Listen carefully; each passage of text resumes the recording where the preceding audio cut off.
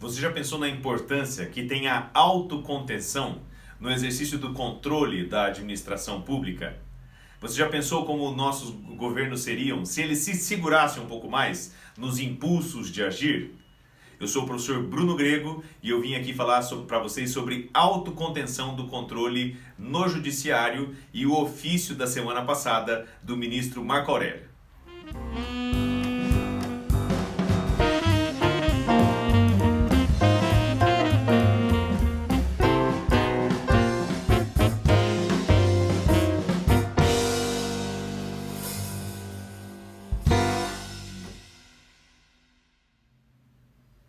Gostou do tema desse vídeo?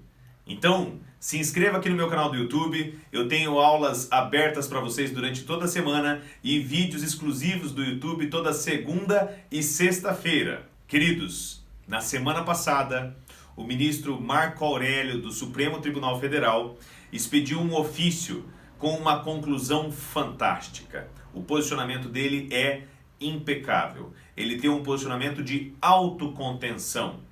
Ele diz o seguinte: ora, nós temos aqui, estou traduzindo, claro, nós temos um órgão, um ente, que é um dos poderes da administração pública, que é a cúpula do Poder Judiciário, o Supremo Tribunal Federal.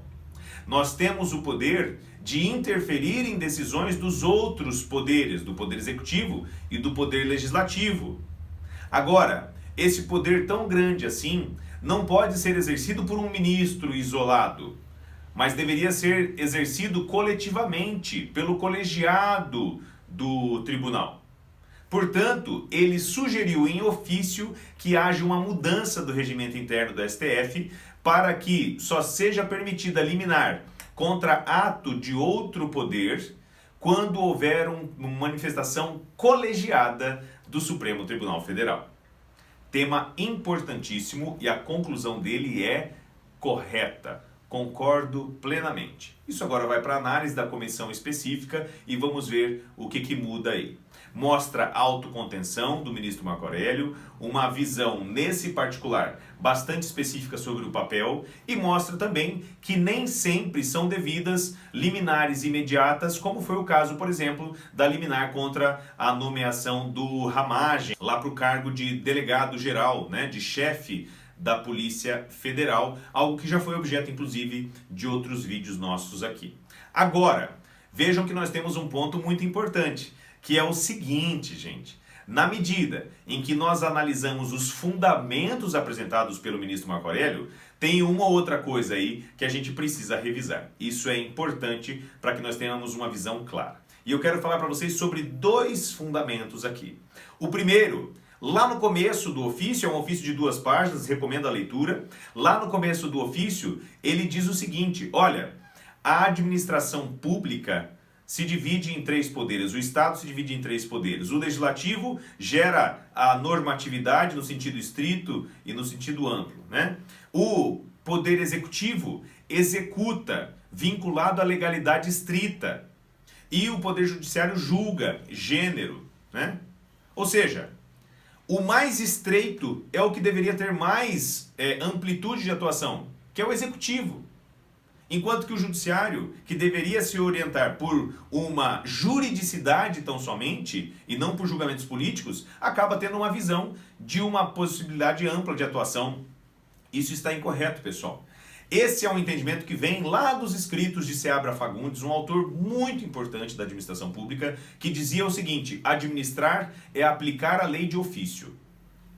Esse era o conceito da função de administrar do Seabra Fagundes. Mais uma vez, administrar é aplicar a lei de ofício para o Seabra Fagundes. Disso vem uma concepção de Eli Lopes Meirelles sobre legalidade, Algo que, se você fez direito, com certeza algum professor falou para você, que é o seguinte: qual que é a diferença entre a legalidade da administração pública e a legalidade privada? E a resposta era o seguinte: olha, a administração pública só pode fazer o que a lei permite, enquanto o privado pode fazer tudo o que a lei proíbe, certo?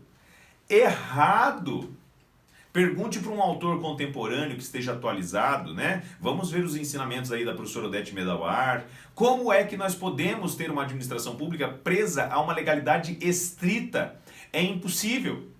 Digamos que nós tenhamos agora a necessidade, por exemplo, como de fato tivemos, de fazer uma medida imediata, de pronto, para a proteção à saúde pública. Foi o que aconteceu com os decretos de quarentena. Existe uma lei regulamentando decretos de quarentena nos municípios? Na esmagadora maioria, tenho certeza que não. Nós temos uma competência constitucional geral, que está lá no artigo 196, que é gerar políticas públicas que permitam e que previnam o risco de transmissão de doenças. É isso que está lá na Constituição. O que o município faz? Emite um decreto, que é ato administrativo. Depende de mandar uma lei para a Câmara decidir e tal, e passar por todo o processo administrativo enquanto as pessoas morrem pela transmissão da doença? Não, gente. O ato administrativo, ele não precisa de legalidade estrita. Ele deve sempre ser orientado pela juridicidade, mas não seguir a lei em sentido estrito. A administração pública tem as suas competências e pode cumprir as suas competências, sempre de acordo com a juridicidade, com a proporcionalidade, com a razoabilidade, mas não em sentido estrito. E olhem, justamente o judiciário, que deveria seguir a juridicidade estritamente, ter julgamentos que não são orientados pela política, acaba tendo essa visão. Em um outro momento, o ministro Marco Aurélio diz o seguinte: o Supremo dá a última palavra. Isso é uma doutrina que foi sendo criada em julgamentos, né? E talvez por alguns autores, de que o Supremo dá a última palavra entre os três poderes, que está absolutamente equivocada, sem qualquer ofensa pessoal a qualquer pessoa que defenda esse posicionamento. Afinal de contas, eu estou dizendo aqui, o ministro Marco Aurélio faz uma conclusão que é muito louvável, é fantástica, de que o judiciário tem que ter autocontenção. E se é para dar uma liminar, existem casos em que é cabível a liminar contra ato do poder público, essa liminar deve ser tomada pelo colegiado, que é o que representa a voz do Supremo e não monocraticamente. Agora, dizer que o Supremo sempre dá a última palavra é equivocado sobre vários aspectos, principalmente sobre o aspecto institucional e constitucional. Posso dar um exemplo para vocês? Vejam o que aconteceu com o julgamento acerca da taxa de iluminação pública. A taxa de iluminação pública era cobrada pelos municípios e ela foi considerada inconstitucional. A partir do momento em que ela foi considerada inconstitucional, o judiciário começou a deferir a devolução dessa taxa, declarando-a inconstitucional, até chegar ao Supremo Tribunal Federal. O Supremo deu a última palavra? Não. Sabe quem deu a última palavra? Quem tem o poder da última palavra, que é o poder legislativo, que foi lá e alterou a Constituição. Incluiu o artigo 149A na Constituição, instituindo a contribuição para o custeio do serviço de iluminação pública. E aí, mais uma vez, o tributo, claro, com outra espécie, mas o tributo sobre a iluminação pública se torna constitucional. Quem dá a última palavra é o poder legislativo, que é quem altera a Constituição, gente, e não quem usa uma Constituição que outro poder constituiu para julgar. Percebam então que temos aqui uma conclusão magnânima do ministro Marco Aurélio, baseada em fundamentos que são frágeis, são amplamente aceitos, mas não são, primeiro, unânimes e, segundo, adequados à realidade. De todo modo, está de parabéns a decisão. Vejo que todos os poderes, não só o judiciário, devem agir com autocontenção, cumprindo as suas funções, sem ativismos desnecessários, mas sempre lembremos, pessoal, nem sempre os fundamentos são adequados. O obter dictum nem sempre vale quando a decisão é correta.